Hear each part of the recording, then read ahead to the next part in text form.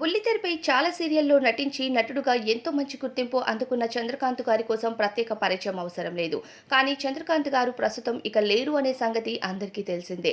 చంద్రకాంత్ గారు తుదిశ్వాస విడిచిన తరువాత తన భార్య శిల్ప సోషల్ మీడియా ముందుకు వచ్చి తమ ఆర్థిక పరిస్థితి ఏంటి, అలానే పవిత్ర జయరాం గారితో చంద్రకాంత్కు ఉన్న సంబంధం ఏంటి, ఇలా ఎన్నో విషయాలను బయటపెట్టారు.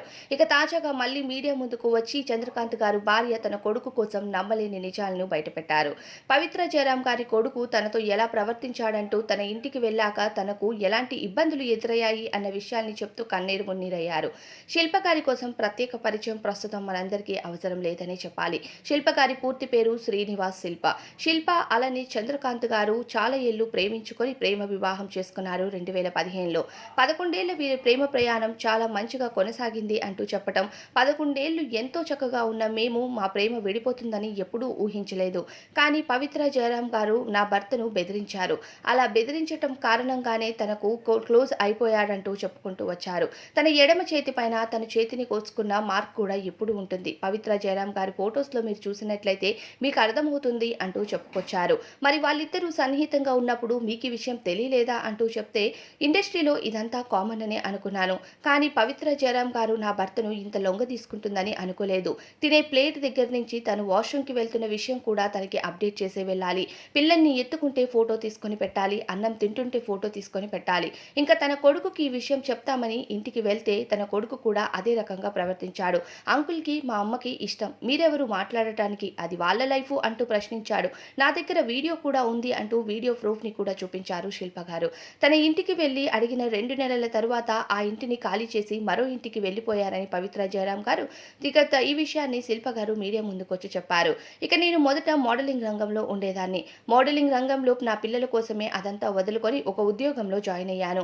ఈవినింగ్ షిఫ్ట్కి నేను వెళ్తే మళ్ళీ ఉదయాన్నే వచ్చేదాన్ని. పగలంతా నాకు పిల్లలతోనే సరిపోయేది. ఫోన్ చూసి వీళ్ళు చేసే రాజకార్యాలు చూడటానికి నాకు సమయం ఉండేది కాదు. నా పిల్లల కోసమే నా జీవితాన్ని త్యాగం చేశాను. బయటికి వెళ్ళిన ప్రతిసారి నన్ను ఏదో ఒక రకంగా పవిత్ర జయరాం అలానే చంద్రకాంత్ గారి కోసం ప్రశ్నిస్తూ ఉంటే చేసేది ఏం లేక ఆ ఉద్యోగం కూడా మానేశాను. తను పంపించిన 30,000 రూపాయలతోనే పిల్లల్ని పోషిస్తూ అలా నా జీవితాన్ని వెళ్లదీస్తూ వచ్చాను. అత్తమామలు నాకు ఎంతో సపోర్టివ్గా ఉండేవారు. ఇప్పటికీ నన్ను ఒక కూతురులా చూసుకుంటున్నారు. చంద్రకాంత్ గారు 11 ఏళ్ల నా ప్రేమను ఇలా వదిలేసి వెళ్ళిపోతారని ఎప్పుడూ అనుకోలేదు. పవిత్ర జయరాం గారు తుదిశ్వాస విడిచిన తరువాత ఇంటికి వచ్చారు. ఇంటికి వచ్చి తన ఫోటోలు, వీడియోలు చూస్తూ నా ముందే ముద్దాడుతూ ఉండేవారు ఆ ఫొటోస్ని. పవిత్ర జయరాం గారు తుదిశ్వాస విడిచారు, ఆ బాధలో ఉన్నాడు అని నేను కూడా వదిలేశాను. ఆ తర్వాత ఇలా చేస్తాడని ఊహించలేదు. ఇక చేతికి అందొచ్చిన కొడుకు కూడా పవిత్ర జయరాం విషయంలో ఇలా ప్రవర్తిస్తాడని అసలు అనుకోలేదు అంటూ ఇక పవిత్ర జయరాం గారి కొడుకు కోసం నమ్మలేని నిజాల్ని బయటపెట్టారు. ఇక పవిత్ర జయరాం గారు చంద్రకాంత్ గారిని తన వైపుకు తిప్పుకోవడానికి ఎలాంటి మాయ పనులు చేశారు అన్నది చెప్పారు. త్రినయని సీరియల్ ద్వారా ఇక పవిత్ర జయరాం ద్వారా నా భర్తకు పేరొచ్చిందని చాలా మంది అంటున్నారు. అలా కాదు, నా భర్త అంతకు ముందే కొన్ని సీరియల్లో నటించారు. అప్పుడే తనకు శివారెడ్డి అనే పాత్రతో ఎంతో మంచి పేరొచ్చింది. త్రినయని సీరియల్లో వీరిద్దరూ జంటగా నటిస్తూ వీళ్ళిద్దరూ చేసే పనుల్ని నాకు ఆ సీరియల్లో నటించిన మరికొంతమంది చెప్పారు. నేను వాళ్ళ పేర్లను బయట పెట్టలేను అంటూ చెప్పారు. ఇక కొడుకు ఎద్దులా ఎదిగి ఇలాంటి పనులు చేస్తాడని అసలు ఊహించలేదు, ఇలాంటి మాటలు మాట్లాడతాడని అనుకోలేదు అంటూ కన్నీరు మున్నీరవుతున్నారు శిల్ప గారు. దీనిపైన మీ అభిప్రాయం ఏంటో కామెంట్ చేయండి.